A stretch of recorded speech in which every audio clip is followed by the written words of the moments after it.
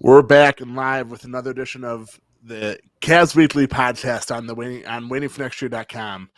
I'm Josh Beloha. He's Seth Wanamaker. We are live on Facebook, YouTube, and Twitter. Unfortunately, this is probably one of our not saddest podcasts to date of the five, but there's not really much to talk about nowadays. I mean, injuries, losses, and just the Cavs, they have moral victories, I guess, in last night. So they went 1-2 this past week. A moral victory last night. They were down big, came back and almost won. But how times have changed over the last few weeks. The Cavs are losing more. The injury bug has officially hit them. They're without basically all their guards besides Brandon Goodwin, and it is what it is, I guess. I mean, luckily there's still plenty of season left, and they've accomplished a lot in this season, no matter what happens the rest of the way. But just the injury bug stinks. But here with me, as usual, Seth from a hotel in Columbus. How you doing, Seth? And what are some of your first thoughts on the Cavs this past week? Hey, Josh, doing good. Back in the hotel living. Feel like a basketball player, the amount of travel I've been doing lately, but I don't get the money, and I'm not nearly as in shape as those guys. So I just got the hotel part in lockstep. Regarding Cavs, yeah, it's been tough. The past few games, I think we understood that it was going to be tough sledding and they were going to have to win a certain way. They've gone 1-4 in their past 5, and they've got a really tough stretch coming up. So we can start to project and see, how they've slipped a little bit in the standings and where that could be in the next couple of weeks. So it's going to be really interesting to see once they're able to get some of these injured guys back. So I know we're going to dive into injuries.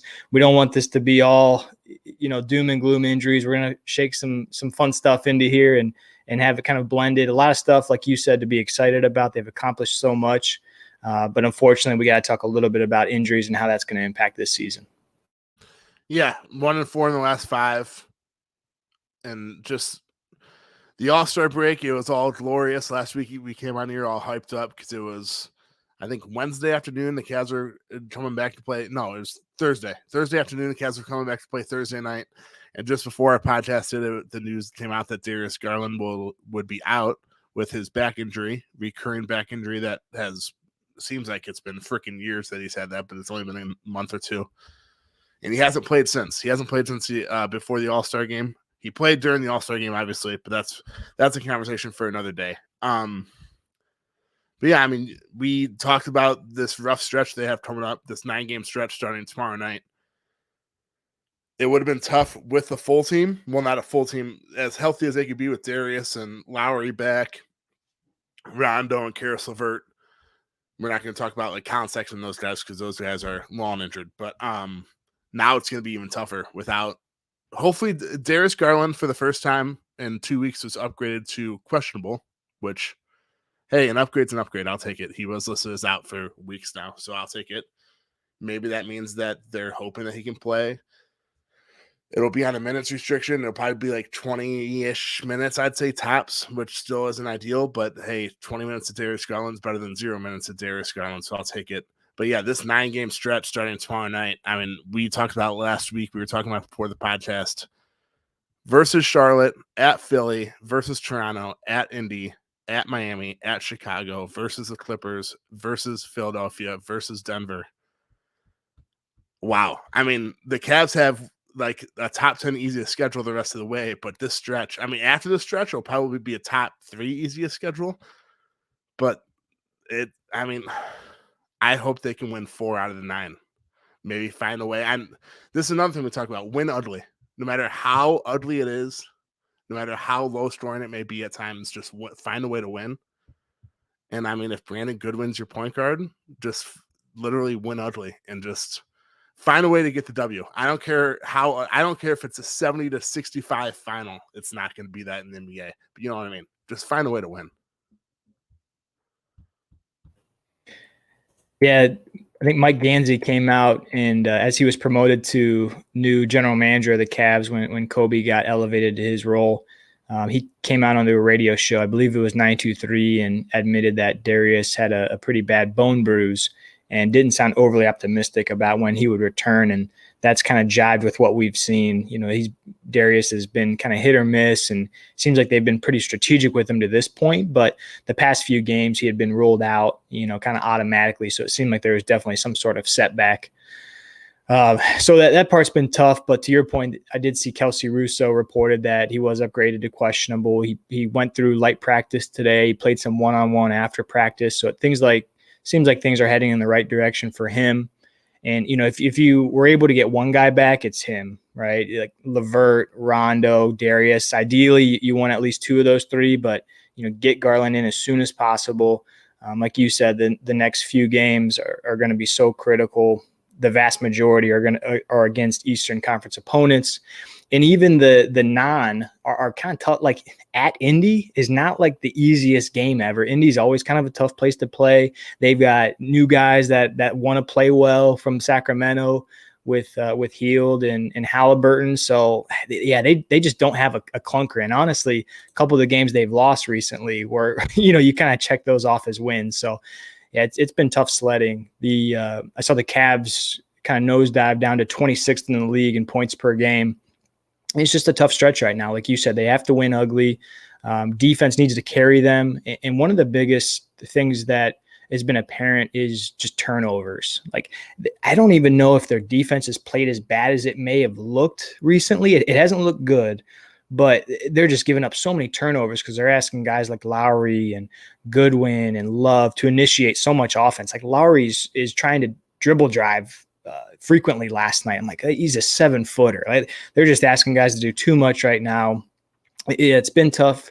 Like you said, hopefully we get Garland back, get him, affiliated, get him for this stretch run, which is critical to stay within that top 6 and then see where things shake out. So yeah, it's been a rough go. Don't necessarily want to like nitpick each and every game. I just real quick, one of the things I'd mention is Love had a tough couple games before the All-Star break, and he came back out and had a few more tough ones against the Pistons and the Wizards.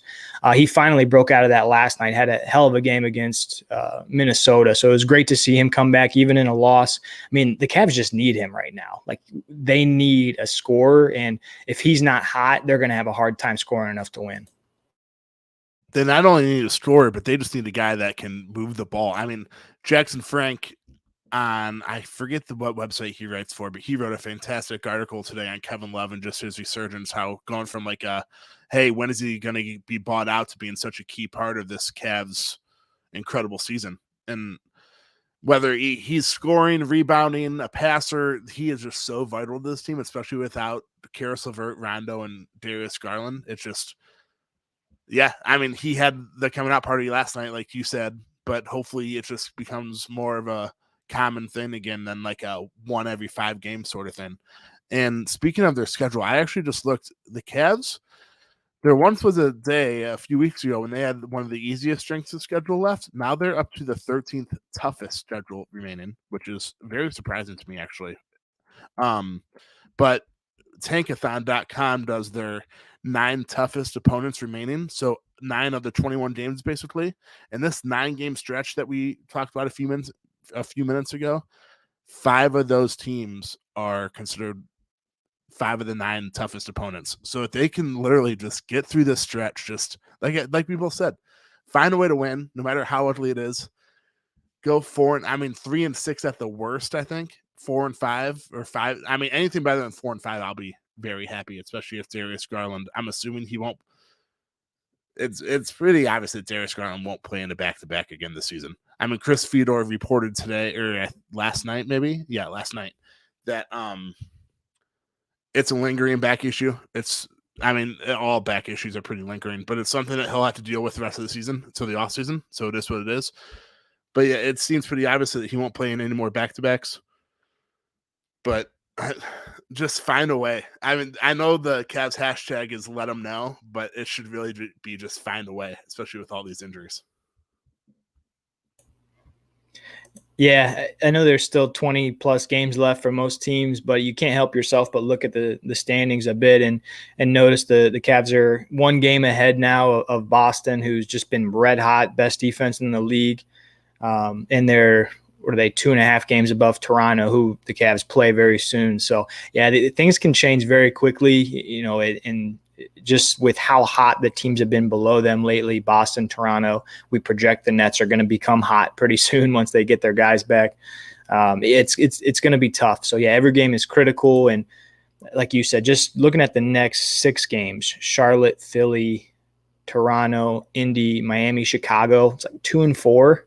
I mean, it depends on if Garland comes back, right, and if LeVert comes back. But without those guys, like if you go 2 and 4 in that stretch, it's fantastic. You can't ask for much more. It's a tough spot right now based off of the last 5 games that we've watched, and the team going 1 and 4 in some really winnable games. But I mean, there's not much you can do, right? I think that's one of the questions that I've been kicking around that it might not be a bad idea to get your perspective on is whenever there's injuries and you're hit by the bug, I think a lot of folks like to question what's going on in the training room. How are guys projecting, and how are they working out? What are their habits? What does practice look like?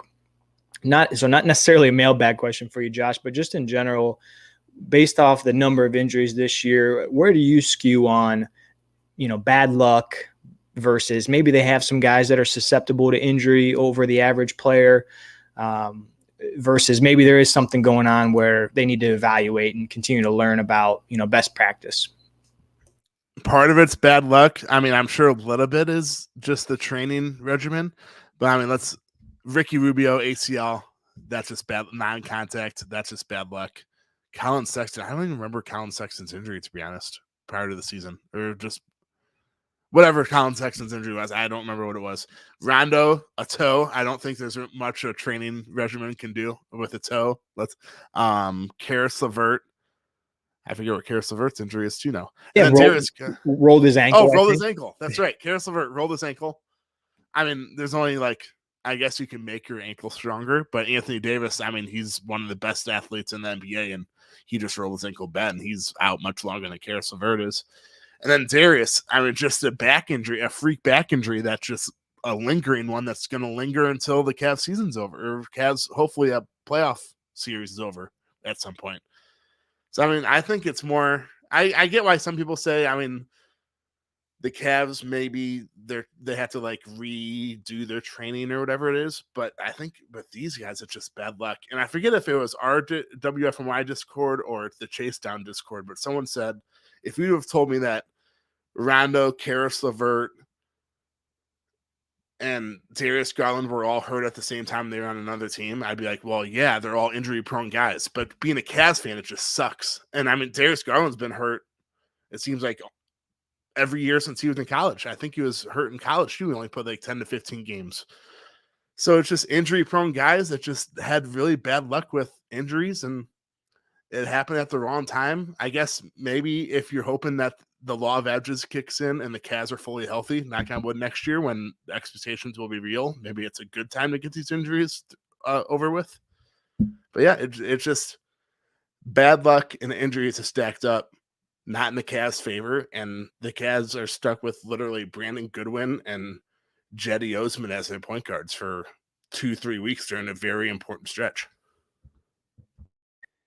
And it's been a wild ride. You and I said it exactly, not to toot our own horn, but we said when the Garland and the Rondo injury happened, it's we're about to see a lot of Osman, and boy, have we. We see Osman doing so much initiating. We've seen the good Osman and the bad. I mean, he was I think he was 5 for 9 shooting from 3 last night.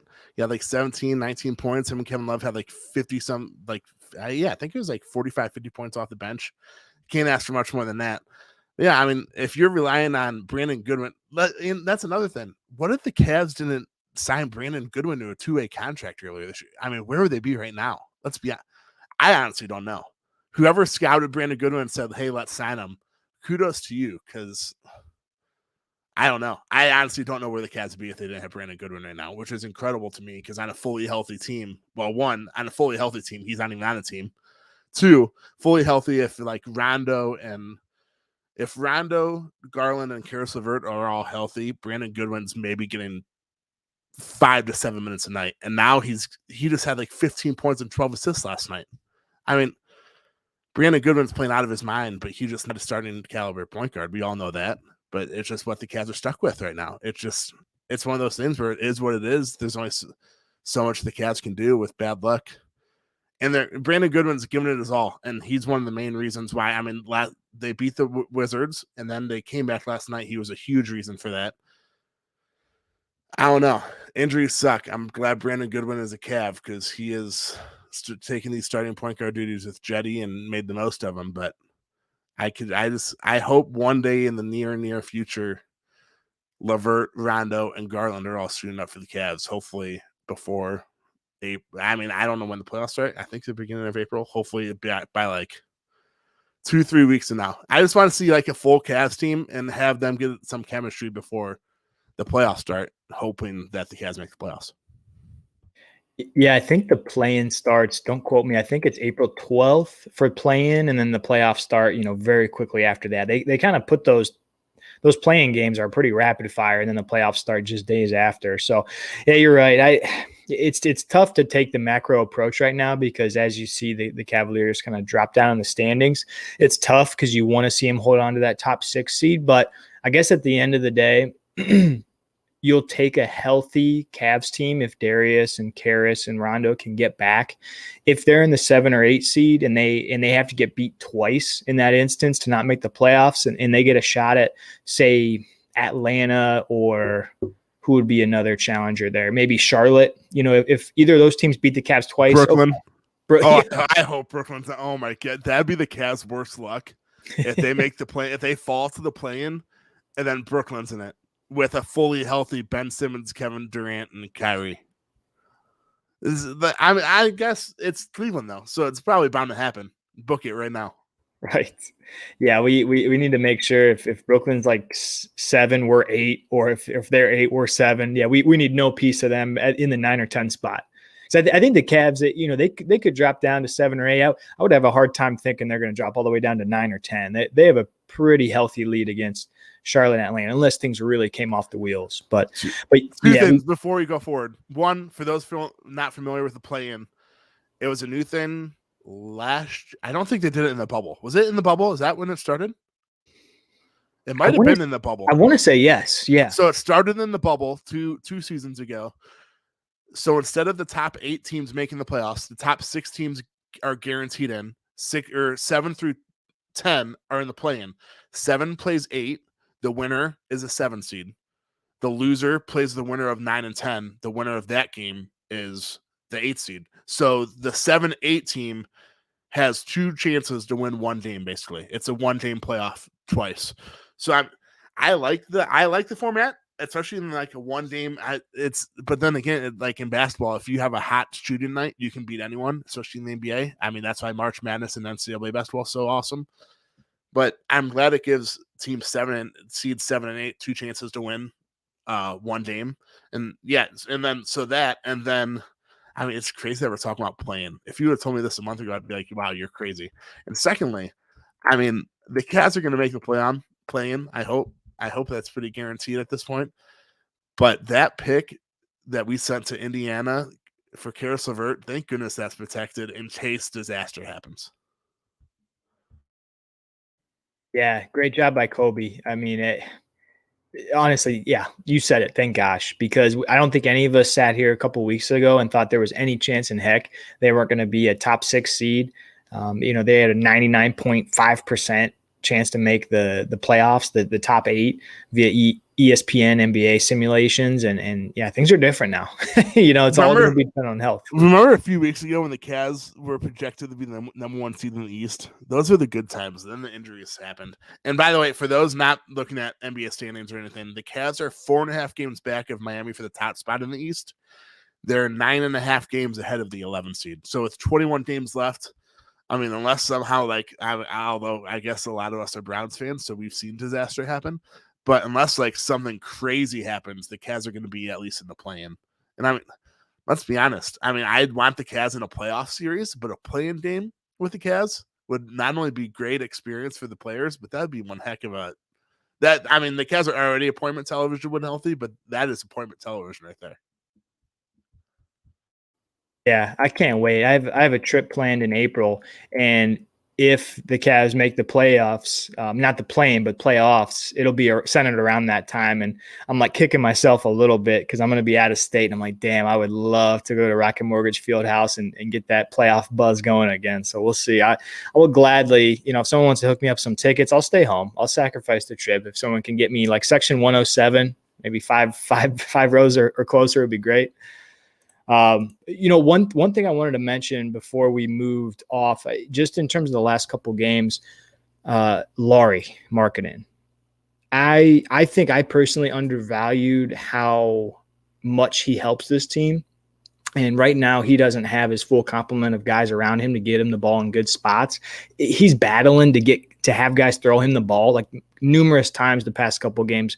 Goodwin's missed him or Allen's thrown him a bad pass. But I mean, Lauri's just been incredible since he came back against the Pistons. He went 22.6 rebounds.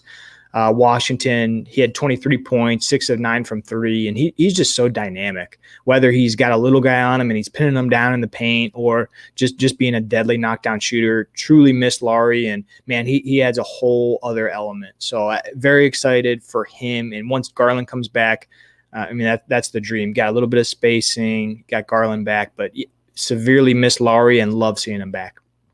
And this is a perfect segue. Yeah, I love seeing Lauri too. I mean, his 3-point shooting, he's a third 7-footer in Tower City or whatever that 7-footer group is called with Mobley, Markkanen, and Allen. Yeah, I mean, you brought up a great point with this team at full strength. He's going to not only have more space, but Darius Garland is going to get him the ball in his spots. So hopefully, I mean, if he's a consistent, I'll take 15 to 18 points a night if you can count on him and be efficient from behind the arc. I'm all for that, but coupled with some rebounds and a couple assists. But we're segueing to that. Lauri Markkanen, for some reason, gets a lot of disrespect on Cavs Twitter. I don't know why. I don't know if it's analytics or what, but another guy that also receives plenty of disrespect on Cavs Twitter, especially today being Tuesday, March 1st. Isaac Okoro. What did he do to deserve this disrespect? I'm not going to mention any names because it's been a lot of people. There's a lot of people there's people on both sides. But I'll let you go first because I have plenty of things to say, especially because I'll literally just read off what I said in Discord earlier. And by the way, I always forget to plug our Discord. If you're a Cleveland fan and you want to just talk sports, whether it be Browns, Ohio State, Cavs, Guardians, Cleveland State, anything, literally, it doesn't have to be Cleveland related. Join our Discord. If you go on our Twitter, I think it's the pin tweet is on our Twitter, WFMI. Just join our Discord and just talk to us, I guess. And yeah, talk sports because we love talking sports. Obviously, we're podcasting and writing about sports on this website. But yeah, so Seth, I guess you go first. I'll go second on Isaac Okoro and the disrespect. Yeah, absolute slander. I know there are a few tweets that were rolling around today about his impact and talking about, just some cherry pick numbers about how he's not extremely impactful offensively and even defensively. And, if you just watch the game, and I don't mean for that to sound like too disrespectful, but if you just watch the game, you can see how impactful he is. We've talked about this a couple of times, but the Cavaliers do not have anyone on their team who is a threat at guarding great wings or even 1 to 3 guards. If you think about who they have, Darius and Sexton and Rubio, when they were healthy, LeVert's not an incredible defender. And then they go right to their big lineup of Lauri, Mobley, and Allen. And sure, Mobley and Allen can help switch occasionally because they're truly gifted big men, but you don't want those guys chasing around a good wing player. So all that to say, Okoro is so critical to their importance. He's their best wing defender by far, bar none. And there's, I think, some reason to believe the offense will likely get better based on how old he is. His free throw shooting continues to rise. And just him in transition, the past couple of games, when he gets the ball in transition, he's been electric. So I think the knock on Okoro is, his offense is insignificant and it isn't helpful, which to a point, I agree he needs to grow. But man, what he did to Kuzma is a perfect example. He won them the game. when Kuzma was going off and roasting the Cavaliers the other night, JB finally said, Okoro, go get him, and completely shut down Kuzma, which completely shut down the Wizards. So I think JB even had a great quote which said, Okoro's special and the type of guy who he could have 0 points and be the most impactful player on the court, because it's not just about offense. Like, it's easy to read box scores and see points and assists, but watch the game and see how tough he makes it for guys. I love Okoro, and he's very close to me to the core. It's Garland, Mobley, Allen is the kind of the core, but man, I'm eager to sneak Okoro in there. I think he's got so much potential, and I love him. No more Okoro slander, folks. All right, we talked about this last week or the week prior about Karis LeVert or Isaac Okoro in the starting lineup, especially in the playoffs. One, it's purely matchup based. LeVert brings you a lot more offense, obviously. Isaac Okoro, like you just said, and we've discussed multiple times, you can't replace his defense. I mean, he's not only the Cavs' go-to guy when it comes to stopping literally the opposing players or the opposing team's best player 1 through 4 or non-big. The opposing team's best non-big. I mean, James Harden's going to get his points. Kevin Durant's going to get his points, but I can promise you Isaac Okoro is going to make things very tough for them, and they will get very angry just because of how he's not really the Cavs' best defender. Wing defender. I'd say he's probably like a top 7 in the league easily. Yes, he needs to be more efficient offensively, but like you said, JB said he can provide 0 points and still be one of the most significant guys in the game. I see it on both sides though. I see the Cavs have 3 7-footers, so they need a two guard that can score. They need an offense first 2 guard. Isaac Okoro isn't offense first. He'll never be offense first. It is what it is. But then the other side, which is the side I'm leaning way on, is that, I guess going back to my first point, Darius Garland has put the team on his back. It's one of the many reasons why his back is hurting. Darius Garland needs a guy that can dribble and create as his 2 guard. Isaac Okoro isn't that. Karis LeVert is that. That's why they traded for him. But with that, imagine if Darius Garland had to guard the opposing team's best point guard all game. Imagine how much stress that would put on Darius Garland defensively, and he would not be able to do what he does offensively.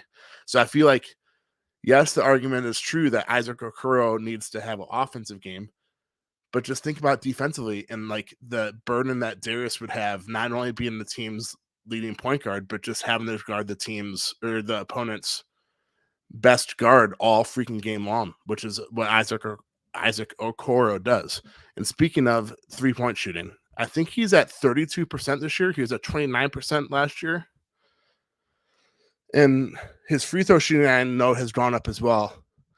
But the most important thing here in all of this argument, well, it's not really an argument, but in all this statement is that Isaac Okoro he just turned 21 years old. He's nowhere near his prime.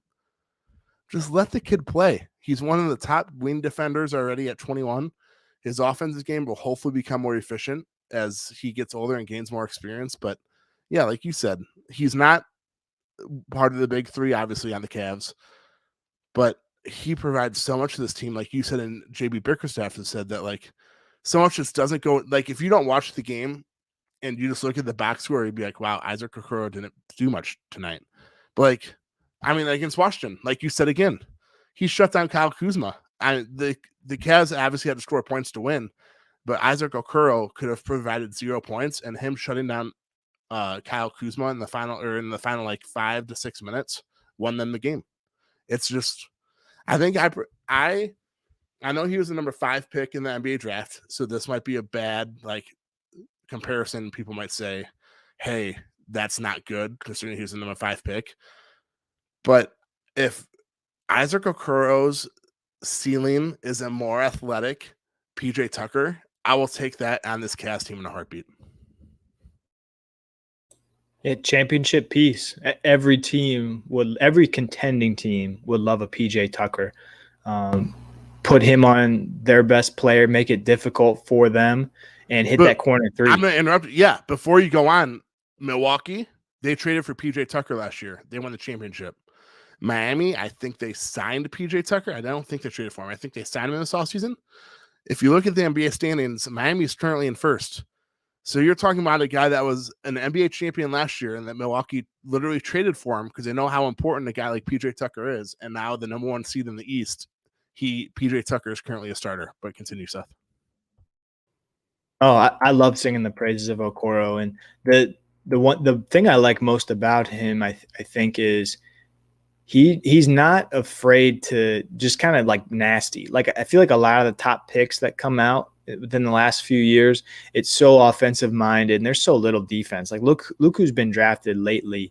You know, you think about like the LaMelo Balls, or even to a certain degree, you know, who they just played the other night. Look at Anthony Edwards. Like these guys are not going after the opposing team's best players and spend a lot of time and effort and energy on defense. Okoro loves it. Man, he gets pumped up. He gives the crowd some emotion when he gets a big stop. After the game, he was wearing the awesome, sick new like Cavalier dog chain that JB created, which was incredible. Would love to know how much that's worth. I love it, man. You know me. I absolutely love Okoro, and without him, man, they would be hurting. Defensively, they would be hurt. I understand they have Mobley and Allen. Completely understand that, but you have to have one plus wing defender, and he is that. Yeah, I mean, even I know I already said that he eases the burden off Darius Garland. He might not do it offensively, but he sure as hell does it defensively. Imagine if Evan Mobley and Jared Allen had to worry even more about opposing guards than they already do. If Isaac Okoro wasn't on the, I can just keep repeating what I'm saying because I'm a huge Isaac Okoro fan. I'm not a huge fan, but a fan of Isaac Okoro like you. And I just hate the slander. I really do. I mean, I don't care what the analytics or the box score says. He's important to this Cavs team, and it's as simple as that. Yep, absolutely.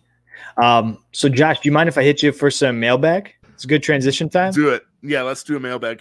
All right, let's do a couple mailbags. And then this is a tease, ladies and gentlemen. I got a fun – so we're talking injuries and, 1-4 in their last 5. They got a tough stretch coming up. Don't worry. We got something fun planned. So it's not all doom and gloom here. We're going to have a fun segment coming up. And by the way, this segment, I literally don't know what it's about, so it's going to be a surprise for me as well. Yeah. But, yeah, give us the mailbag, so. Mailbag questions. So Nick had a great one, and I love it because it's a bit optimistic. So I think we need that for this podcast. So Nick's question was, once the Cavs get into the playoffs, he actually said if the Cavs get into the playoffs, I'm changing it to once the Cavs get in the playoffs. No big deal.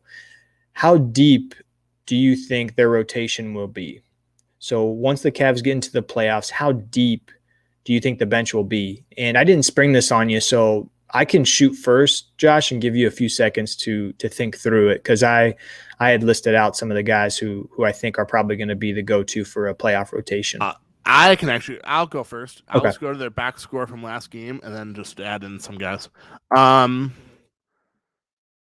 Assuming Rondo, Garland, and LeVert are healthy, I'll go those 3. 1, 2, 3, 4, 5, 6, 7, 8. I'll go 9 guys deep. That seems like a lot for the playoffs, but I don't think there's a way. I mean, JB loves his like 9 and 10 man rotations. I know last night he played. I guess last night he played 8 guys, 10 plus minutes, but then again it's injuries.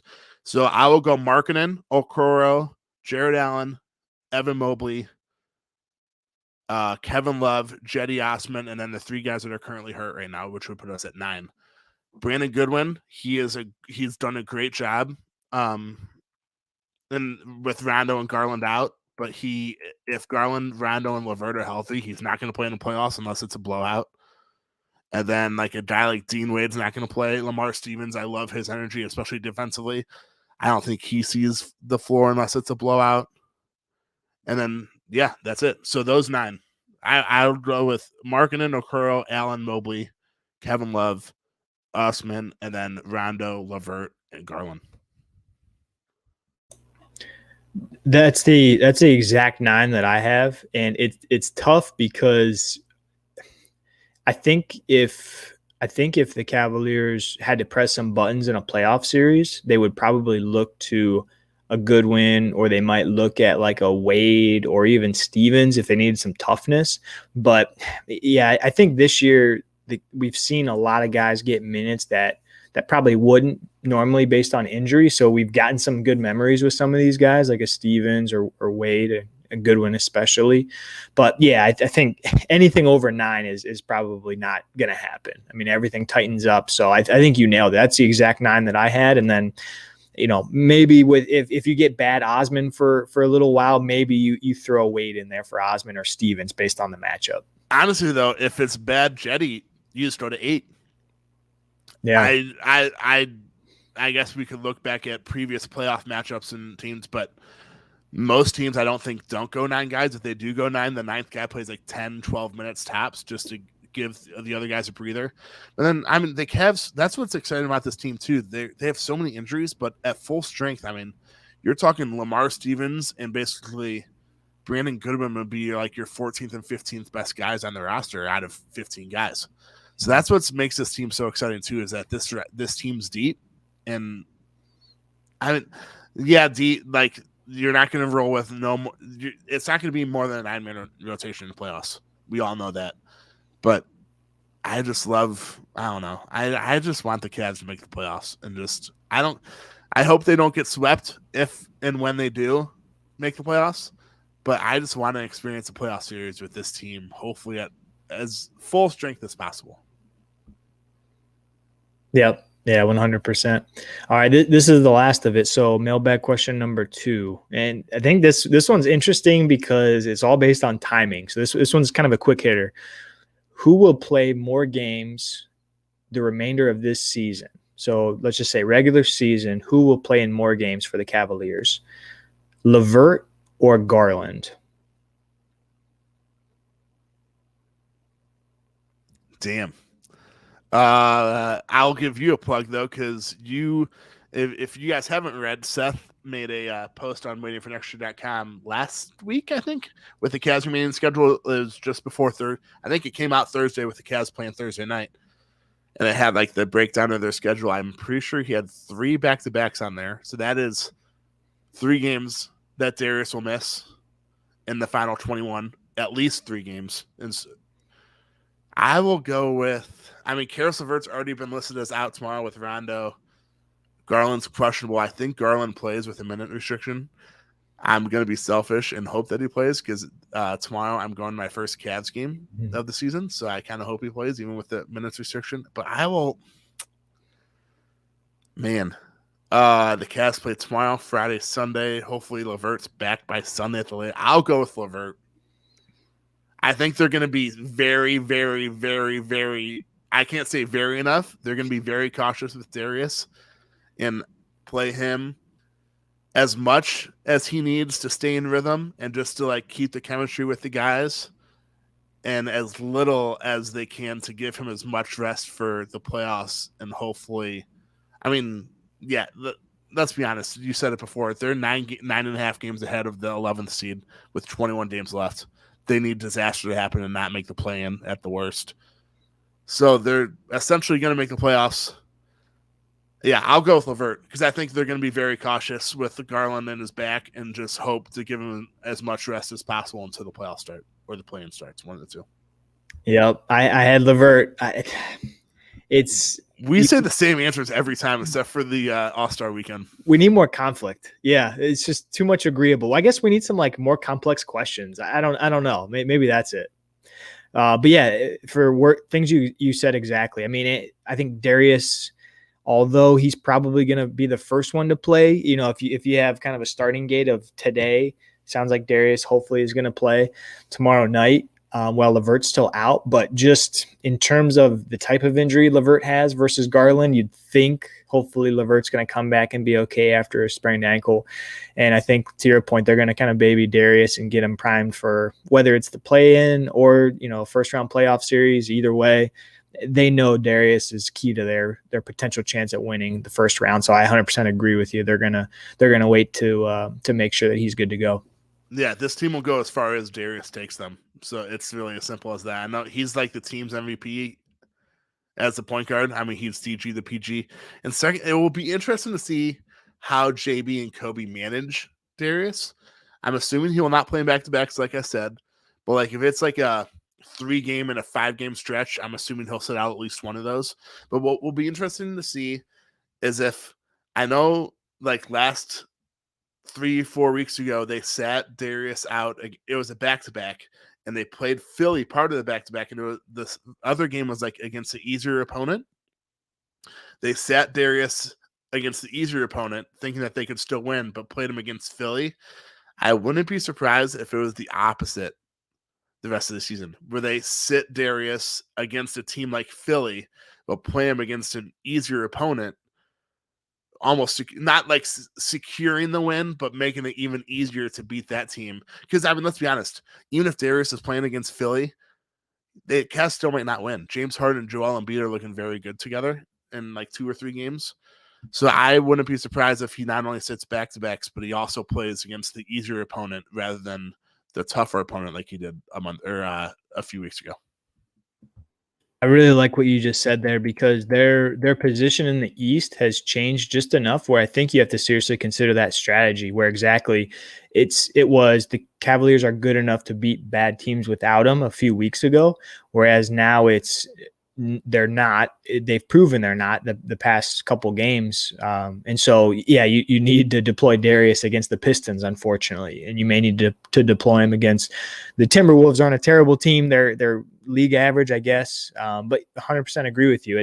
Those are tough games regardless, against the 76ers or the Heat or Chicago. If you can give Darius some rest, give it your best shot, and then you got to go win the games where the teams are 35 percentile winning percentage or 40%, and try your best against some of these tougher teams. Yeah, look, I'm looking at your post right now. So their 3 back-to-backs are coming up at Miami, at Chicago. That's tough. Looking ahead to the playoffs, I don't want to play Miami. Obviously they're number 1 seed. Chicago is probably the team that Cleveland matches up with the best, especially if they're without Lonzo Ball.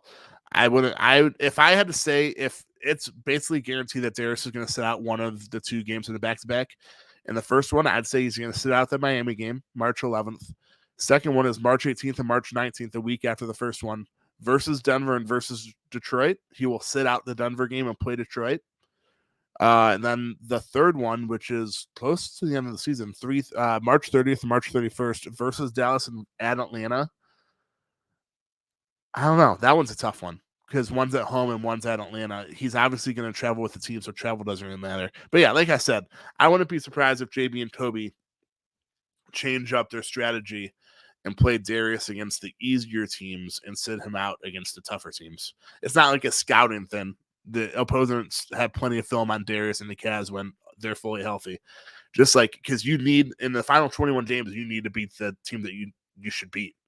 I mean, it's not like competing with the Phillies for the number 1 seed anymore and Miami's for the number 1 seed anymore. It's just winning as many games as, I mean, that's cliche. You want to win as many games as possible, but you know what I mean? If they need to beat the team that they should beat, it's as simple as that. Yep, it's clinging for dear life for that 6 seed and not dropping to 7 or 8, because you do not know what's going to be waiting for you in the bottom of that play-in tournament. Could be Atlanta, who, if Hunter's back, is a pretty good team. Could be the Nets, who, if Simmons and Seth Curry are jiving, could be that's worst nightmare. Nets in the play-in is worst nightmare. Although I guess if they're the 7 or 8 seed, they can afford to lose to the Nets and still play 9 or 10 or whatever. But yeah, getting the Nets in the play-in is worst case scenario. Man, and not that we need to dive into this too much, but man, the East, it's like, I know it hasn't been overnight, but damn, like it's so tough to project who's going to come out, which is fun. Like, as an NBA fan, it's pretty awesome. But thinking about the gauntlet, like whoever comes out of the East, barring some significant injuries, damn, like good for them, because this is going to be a gauntlet. Yeah, I mean, speaking of the East, the West has the 3 best teams in the NBA record-wise: Phoenix, Golden State, Memphis. They're all better than Miami, who's number 1 seed. But if you were looking, so the West has the 3 best teams record-wise, but the East is a much deeper conference. Right now, the 10th seed, so the last team in the play-in in the East is Charlotte. They are 30 and 33. The Lakers are somehow in the play-in tournament, by the way. But the last playing teams. So the 10 seed in the West is 25-36. It's the Pelicans. So, I mean, like you said, it's a gauntlet in the East. They might not have the best teams. I mean, by the way, I love Memphis. John Moran is so fun to watch his game last night with that poster and then like that full court pass with 0.4 seconds left and he somehow got a shot up at the buzzer. That was incredible. But yeah, so the East is much deeper. The West has the best teams, but the East is much deeper, which I guess sort of hurts the Cavs this year, considering they're in like that 6 to 10 range now.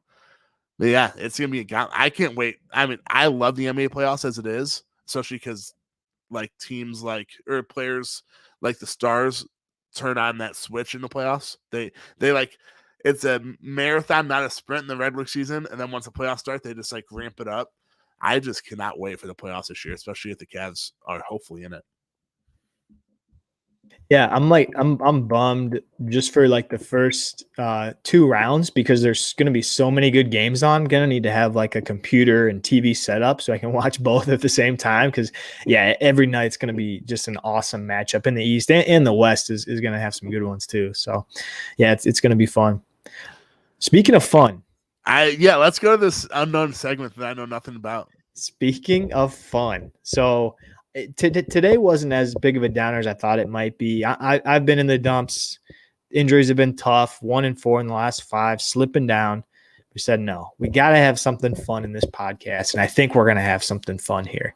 So taking a little different approach, wanted to think about a draft. So drafts are fun, right? They're easy. They're kind of cliche, but drafts are always a good time. And I was thinking about how many injuries the Cavaliers have had this year. And man, their roster sure was fun at the beginning of the season. And so I wanted to think about a draft of if the Cavaliers were to play a 3-on-3 tournament with their opening roster, how would a draft go with a 3-on-3 tournament?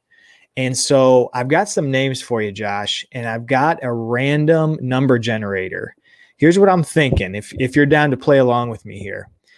If you wanted to get into a snake draft, so whoever got the first pick goes number 1, of course, get your first overall player.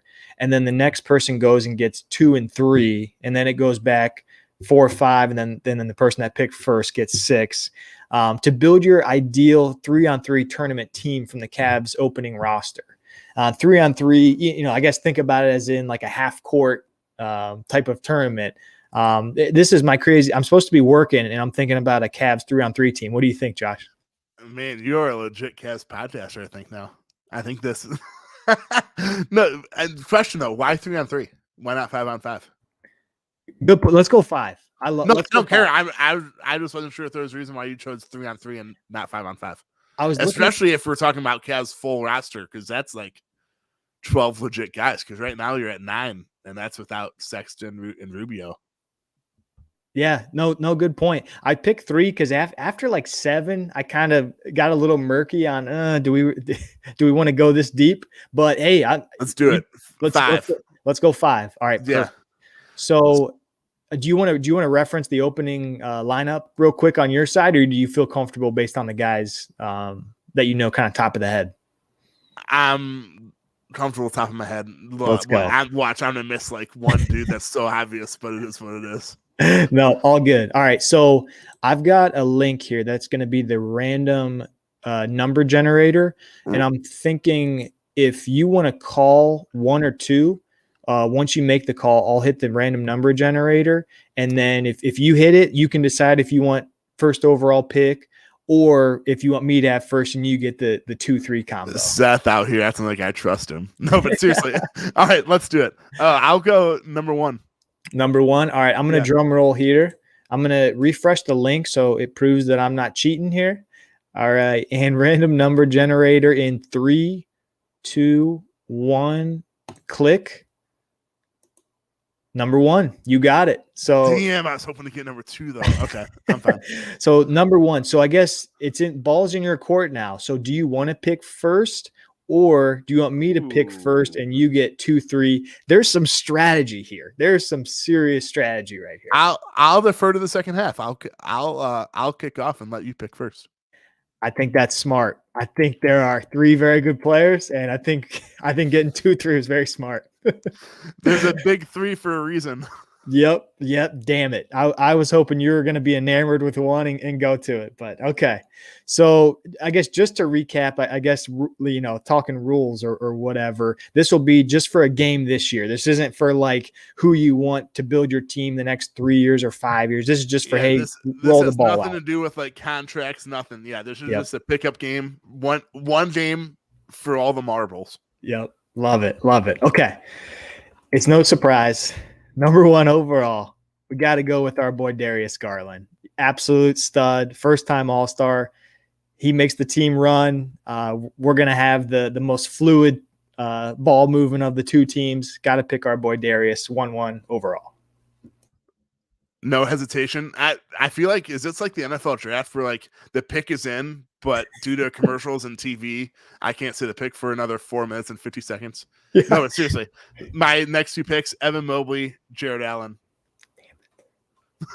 That's tough. Hey, you might have the guy that can score, but he's not scoring on those big guys, so good luck. That's tough. There's a very distinct DNA on both teams at this point, right? We got one offensive minded and one that you can't score on. So this is going to be tough. All right. So 1-1 Darius, you pick. I'm sorry. What order did you go again? Who'd you pick number 2? I'll go Evan Mobley number 1, and then Jared number 2. Love it. And now you pick 2. I hope you have to pick one guy, because I mean, if you don't, then you're screwed offensively. But hey, you do you on this. Yep. So, man. So now I've got some options. I'm gonna talk through this one a little bit because I'm having some fun here. So I don't have any big guys. I am in trouble with the big guys. It is Taco Tuesday. Just saying. It's Taco Tuesday. So I can't pick a guard. I don't think. I got to have someone that can bang a little bit. And I think this guy, if I pick him, is going to kind of lean into what this team does and give me some spacing. So I'm going to pick the 7-foot finish who can do a little bit of banging. I'll admit he's going to get owned by Allen or Mobley, but he can do just a little bit. I got to pick our boy Lowry. So number 4 pick. Evan Mobley is going to shut down his second pick. Guaranteed. Lowry is off the board. And then I'm wrapping around, right? So I got next pick. Now there's really some interesting options. So I can keep going big here, or I could contemplate taking potentially the best, not potentially, I could take the best perimeter defender on the Cavaliers. And Taco?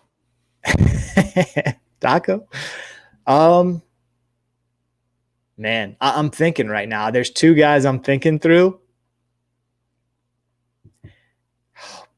Oh boy. See, one guy that I think falls into your lap, which I really don't want based on who your team has. You know what? Screw it. The plus minus numbers don't lie. Give me Ricky. I want Ricky Rubio on this team. Wow. I want Ricky on the team. Wow. Though you just paired up Garland and Rubio, and that's one of the best 2-man lineups in the NBA over like 500 minutes. Given your analytics mid draft. Right. All right, so you went Rubio, Lowry, and Garland. Okay. I will go. Shoot, hold on. Now I need to look at the roster.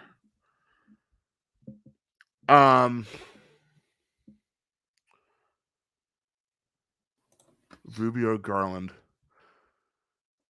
So the strategy in me says there's no way you pick Colin Sexton, because that means Rubio, Garland, or Sexton are your 3 guard, and that sounds like a nightmare waiting to happen. So I'll stay away from Sexton for now. I will go the guy that received plenty of slander tonight on Cavs Twitter. I'm gonna go all defense. I guess I'm all defense on this team. Isaac Okoro, and then I will go with the former Ohio University commit, guy who is currently injured on the Cavs, but I hope he's back sooner rather than later, Karis LeVert. I like that. I like that pick a lot. I really almost went Okoro that last pick because I absolutely love him. But yeah, you brought some scoring punch to your team now too. So you did pretty well there, I think. With We're not LeVert. going to have. I mean, I already hinted at my 5th pick though. We're not going to have many assists. It's just going to be like a one-on-one game. But hey, it's all about defense. We're going back to like the 70s and 80s. This offense wins games. Defense wins championships with this team. That's right. That's right. Oh boy. So just to recap, who is gone? I don't want to mess this up. So I think, Josh, on your team, you have Mobley, Allen, Okoro, and LeVert. Yeah. You got one more selection? Okay. Yeah. And I've got Darius, number 1, then Lowry, and then Rubio. Yes. All right. So I got 2 coming in a row here, and then you're going to finish us off. There are some very interesting guys on the board left. There's not a lot of defense on the board. This is about to be bulletin board material in the Cavs locker room, whoever you don't pick, by the way. Because obviously this podcast is so famous and well known that the Cavs players listen to it, obviously. Man, I need some versatility. I think I know who I'm going to get, but I'm going to do it in the right order here. I've got to go with the man who won the championship with the Cavaliers. I've got to go with Kevin Love. I was hoping you'd pick him because if you didn't, I can't pick him. I was like, there's no way Kevin Love doesn't get picked in this draft. Kevin Love's got to get picked. An absolute marksman from 3, having his best year in a long, long time. Let's get him on the board. So I've got Lowry and Love just absolutely hoisting 3-point jump shots. Can they get it off over Mobley and Allen? I don't know. I don't know. Spoiler alert. Their 3-point shot just got blocked again. Yeah. All right. And then my last selection, I'm looking at your team, looking at my team. There's 2 guys I really have an opportunity to choose from here, and I'll just think out loud. It's Sexton or Osman. Sexton, my team is the smallest team that's ever been created. There is no shot you take. This isn't even a thought. Don't do it. Don't do it. With Osman, I've got the fun roller coaster that is Osman, and I've got like a true small forward wing. But I mean, I gotta take Sexton. I have to take him. So are you serious? I have to take him. I totally just jinxed that like 2 minutes ago. Then I've got to take Sexton. He's too good for me not to take. I gotta take him. Wow. So who's gonna be? So before I make a pick, who's gonna be your 3 guard? Or who's going to be your wing guy? You have Garland, Rubio, and Sexton. And then, wait, hold on. You have, and then Kevin Love and Lowry? Oh, my gosh. My team's going to eat you alive in the paint. Well, so Ricky Rubio, 6'4", wingspan 6'5". I think he's going to shut down any wing player he needs. Shortest guy's like 6'6" right now. Yeah. We're, the board fell where it fell. So just to recap, I've got Darius, Rubio, Sexton, Lowry, and Kevin Love. Wow. I cannot pull it. Wow. I'm baffled. I literally called 2 minutes ago that I was just hold off on Sexton because I figured I did him with my last pick. And now here we are. Damn it. Who did I pick? I picked Karis LeVert, and who else did I pick last time? Okoro. And then Allen. I picked Okoro. Oh man, that was dumb of me. I should have picked Sexton over Okoro. Damn it. I guess point guard Jetty, right? That's his nickname. So I guess it's Jetty. I mean, I can't pick Rondo. No, I have to pick the roller coaster that is Jetty Osman over Rondo, even though I need a point guard. So I guess for me, it's Jetty, Okoro. Wait, I'm missing one.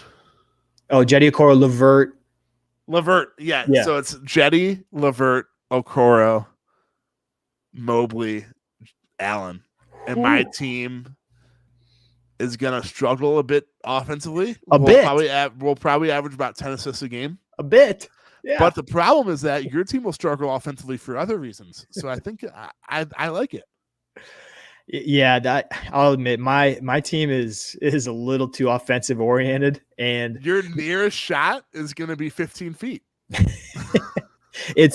the threes going in or not? That's going to be it. I mean, defensively, my team's an absolute train wreck. Offensively, they got a lot of points. You're literally going to live and die off the 3-point line and not be able to stop anyone defensively.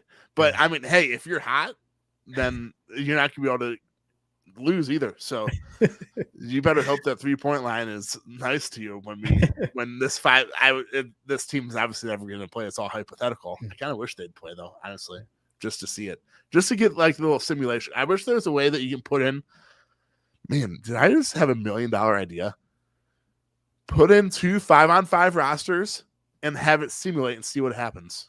Mm-hmm. Or in the NFL, put in 2 11-on-11 rosters, have it simulate in the MLB. No, we're not going to talk about the MLB.